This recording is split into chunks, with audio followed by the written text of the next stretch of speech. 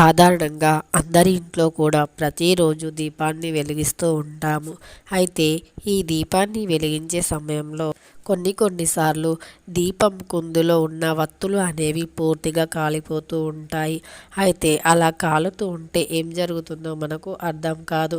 ఇంకా ఒకటి మనం చెప్పుకోవాల్సింది ఏంటి అంటే, ఎక్కువగా గాలి వచ్చినప్పుడు తులసమ్మ దగ్గర ఆ దీప కుందుల్లోంచి ఎదురుగా గాలి వీచినప్పుడు ఆ గాలికి వత్తి అనేది పూర్తిగా కాలిపోతూ ఉంటుంది. అయితే మన శాస్త్రం ప్రకారం మాత్రం ఈ దీపం పూర్తిగా కాలిపోతే అంత మంచిది కాదు అని చెప్తున్నారు. అయితే ఈ దీపం పూర్తిగా కాలకుండా కొన్ని రకాల పరిహారాలను కూడా చెప్తారు. అయితే అవి కూడా మనం ఈ వీడియోలో తెలుసుకుందాం. దీపం కుందులో అనే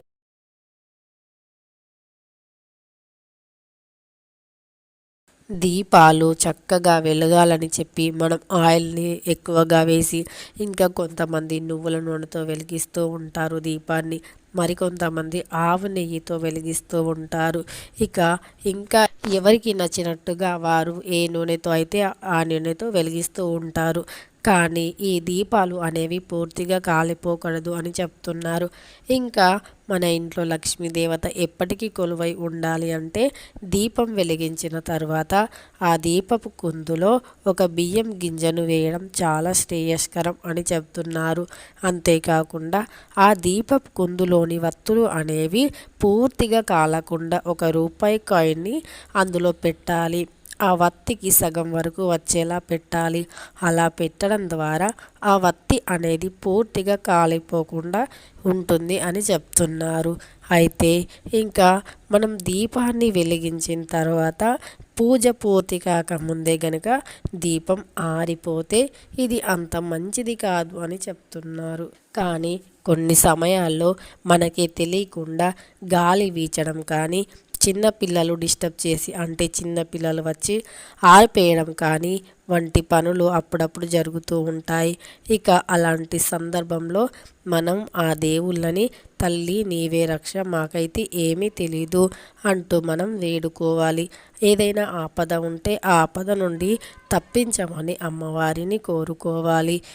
మనకైతే తెలీదు కదా, అందుకే కానీ శాస్త్రం ప్రకారం మాత్రం దీపాలు అనేవి పూర్తిగా వెలిగిపోయినా, లేదా ఆ దీపాలు పూజ పూర్తి కాకపోయినా, లేదంటే దీపపు కుందులో ఆయిల్ ఉన్నా నెయ్యి ఉన్నా పూజ పూర్తయినా సరే ఆయిల్ నెయ్యి ఉండగా దీపాలు అనేవి కొండెక్కకూడదు అని మన శాస్త్రజ్ఞులు తెలియజేస్తున్నారు. ఇప్పటి నుండి ఎవరైనా సరే తులసి కోట దగ్గర ఉన్న దీపం వెలిగించినప్పుడు ఆ దీపం అనేది అంటే తులసి కోట అనేది బయట ఉంటుంది కాబట్టి అక్కడ గాలి ఎక్కువగా వీచినప్పుడు దీపం కొండెక్కడానికి సులువవుతుంది. కాబట్టి అలా కొండెక్కకుండా ఆ దీపానికి జాగ్రత్తలు అనేవి తీసుకోవాలి.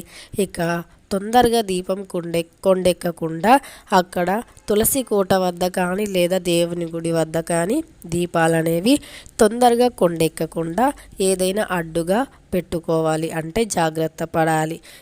దీపాలు అనేవి మధ్యలో కొండెక్కడం అంత మంచిది కాదు అని చెప్తున్నారు మన పురోహితులు. కాబట్టి ఎప్పుడైనా సరే దీపంలో ఉన్న వత్తులు పూర్తిగా కాలిపోకుండా చూసుకోవాలి.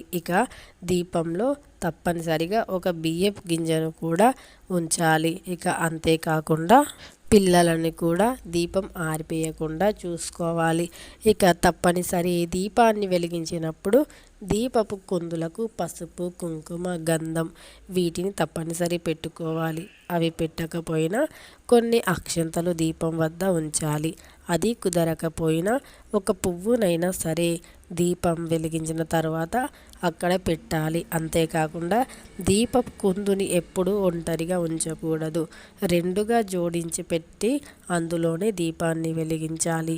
అదే శుభానికి సంకేతం. అంతా మంచి జరుగుతుంది. అందుకని ఎప్పుడు కూడా ఒంటరి దీపాన్ని వెలిగించకూడదు. తులసి కోట వద్ద కానీ పూజ గదిలో కానీ ఎప్పుడైనా దీపాన్ని వెలిగించేటప్పుడు దీపం కింద ఇంకో దీపాన్ని అంటే ఇంకో కుందిని దీపపు కుందిని ఉంచి జోడించి అప్పుడే దీపాన్ని వెలిగించాలి. ఇక అలా చేయడం ద్వారా అమ్మవారికి ఎంతో ఇష్టమైన ఈ దీపం తప్పనిసరి ఈ నియమాలు పాటించడం ద్వారా అమ్మవారితో పాటు సకల దేవతల ఆశీర్వాదాలు కూడా పొందుతాము. అంతేకాకుండా